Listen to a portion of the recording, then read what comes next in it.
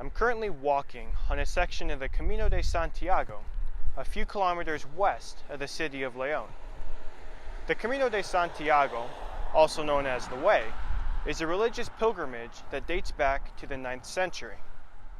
Santiago de Compostela, believed to be the resting place of St. James the Apostle, is the destination, and each year over 100,000 pilgrims pass through León along this very route. However, the Camino's changing.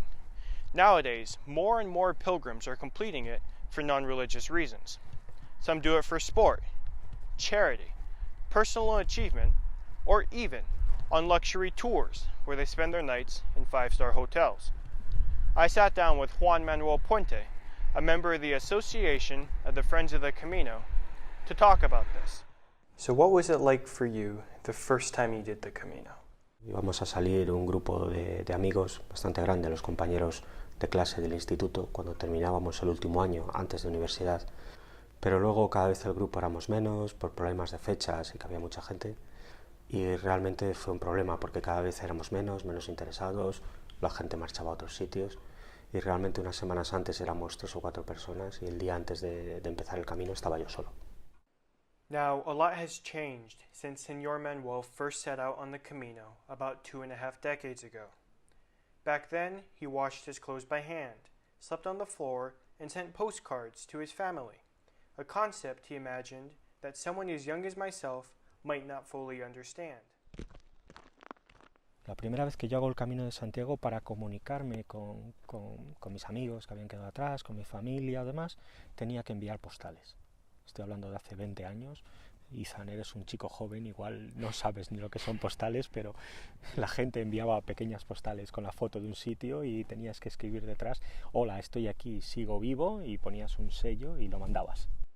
However, as I learned from Señor Manuel, it's not just modern conveniences that have changed about the Camino. For him, even though he started alone, he definitely did not finish that way.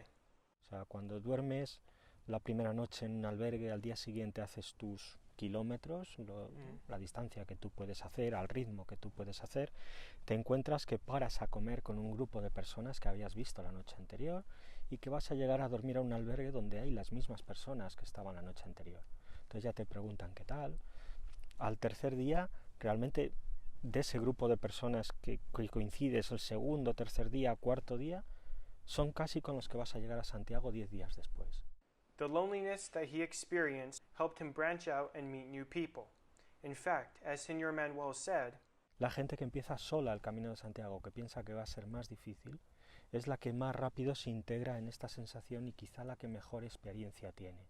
I took a weekend trip out to Galicia and visited some Celtic ruins, the coast of Finisterre, otherwise known as End of Land, and of course, Santiago de Compostela.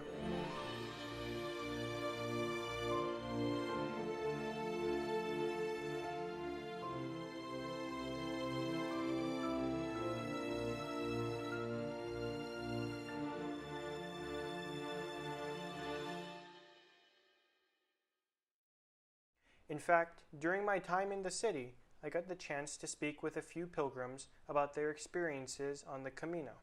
Claire Kriege found herself in Spain and started the way spontaneously. Christian Pinon completed it barefoot to raise funds for Handicap International. And Timo Dallenbach, Dennis Shadow, Arthur Muller, and Julius Liebschwager met each other for the first time on the Camino. Claire, who is from the UK, met someone from Lithuania on the 3rd day, and as she puts it, I don't know, it was like we knew each other already. Yeah, she's a friend for life. And for Timo, he met his group on the trail as well. This guy, he passed by with his hiking sticks, smiling, with his sandals. He walked always barefoot in sandals, and I was just brushing my teeth at the river, and we directly felt the connection. It happened that we meet again in the Pyrenees and walked in the Pyrenees. Between, I also ran into this guy. This sense of connection is so strong that, as Julius says, at some point you don't say goodbye anymore, you just say like, yeah, see you later, hasta luego, because you just know that you will see them again for sure, right? This idea of starting the Camino alone and finishing with as Claire puts it, at least one friend for life, is definitely a concept that exists today.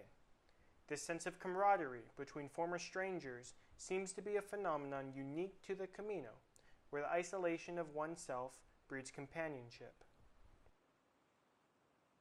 Now, there's no doubt that the Camino is an essential part of Spanish history. Has it changed through time? Yes. Are there issues with the way related to sustainability and conservation? I mean, sure. But as I'm beginning to realize, that's not necessarily a bad thing. The Camino is more of a symbol. Perhaps you walk the Camino in order to fight addiction, to see the world, to find peace, or maybe just to meet others. We all walk our own Camino, and at the end of the day, what's most important is what that means to us. One day, you may walk this historic route, and the hope of many like Senor Manuel is that you do it for your own reasons, but stay open-minded.